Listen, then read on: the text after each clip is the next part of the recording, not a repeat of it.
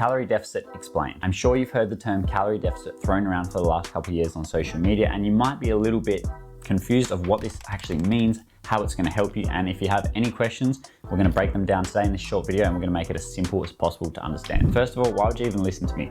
Well, calorie deficit is basically how you lose body fat, and I've been successfully doing this myself and helping lots of clients over the past 8 years of being a personal trainer. So hopefully that's enough for you to want to listen to this short video. So a calorie deficit simply means burning more calories than you're eating on a daily basis. The reason why this is important, because whenever you've ever lost weight or body fat in your life, it is because you have been in a calorie deficit for a long enough period of time for your body to start using its body fat stores as energy. That's literally what a calorie deficit is. It is simply eating less than you're burning on a daily basis. Now, although it is very simple, there is a lot of miscommunication, and I feel like a misinformation out there on this, because people throw it at you in tons of different ways, and that's simply because it's marketing. If everyone was just to say, hey, I'm gonna help you lose fat, and we're gonna put you in a calorie deficit, it's not a very sexy way and great way to market it to their audience. So you might hear tons of different methods thrown around, but basically all you need to know is whenever you have lost weight or body fat, it's because you are in a calorie deficit. Now, the first big misconception around this is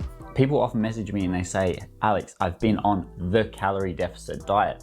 Now, there is no such thing as the calorie deficit diet. It's not a list of foods and an amount of things that you have to eat that puts you on the calorie deficit diet. A calorie deficit is simply the equation of how you lose weight, like we just spoke about. So whenever you hear any form of diets, whether it's intermittent fasting, keto, paleo, 5 and 2, anything you can think of that help you lose weight, it's because they're spinning the calorie deficit into a different form of dieting or a different method. Now, does that mean that those diets are bad or they're good or they're wrong?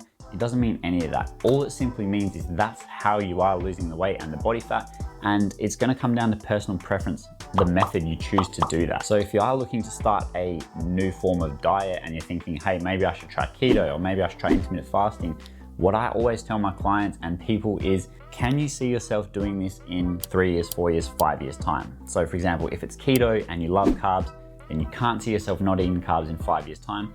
May not be the best solution for you. And the reason for that is because I'm guessing once you lose the weight and the body fat that you want to lose, I'm guessing that you want to keep it off. So whatever approach you choose, make sure it's sustainable for you long term. Now, how do you find what is a calorie deficit for you? Well, the simplest way to do this is to go to an online TDEE calculator. TDEE stands for Total Daily Energy Expenditure. This basically means the amount of calories that you burn on a daily basis to stay the exact same. So before I went on a little rant there, back to it. If you go to a TDEE calculator, you can plug in all your details, your weight, your height, your activity level, all that kind of stuff. It's going to give you a rough maintenance calories. Now, yes, of course, this number is not going to be 100% accurate because it's a calculator and you're a human. It's quite different, and it's never going to be able to you can't just put in your weight and height and have the exact amount, but it's going to be a great place for you to start. Now you've got that number, you can simply just go under that, like I was saying before. It doesn't have to be 500 calories under that. It could be 300, 400, whatever you like. That is what a calorie deficit is. Let's quickly cover a few more questions that I get, and hopefully this will help you understand it a little bit more. So the first one is weight loss versus fat loss. I'm sure you've heard this thrown around on social media as well.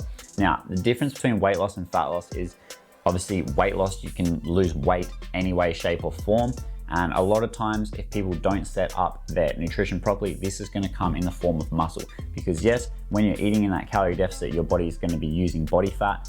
But if you're not weight training and you don't eat a high protein diet, your body can also start to burn through muscle as well. Now, fat loss, on the other hand, is simply where we're trying to lose all of our weight through body fat. Of course, it's going to be very hard to get 100% of that through body fat. The goal with trying to lose body fat is you're trying to maintain as much muscle as humanly possible. The reason that most people want to do this is simply because when they lose that body fat, they want to look defined, they want to look toned, they want to look muscular underneath. I don't know if underneath is the right word, but you know what I'm trying to say. So that's the simple difference between weight loss and fat loss. Now, obviously, if you're trying to go for fat loss, then you just need to make sure that you are weight training or resistance training in some form, and you're eating a high protein diet. Now, I know there's going to be a ton of questions around fat loss itself, because when it comes to actually doing this and maintaining this and seeing results long term, there's a lot of other moving parts, because we're humans, we have busy lives, and it can be hard to stick to. So we're going to do a part 2 where we basically cover exactly how I would go about losing body fat if that is your goal. I hope that was short enough and simple enough. Make sure you keep an eye out for part 2, and if you do want to hit subscribe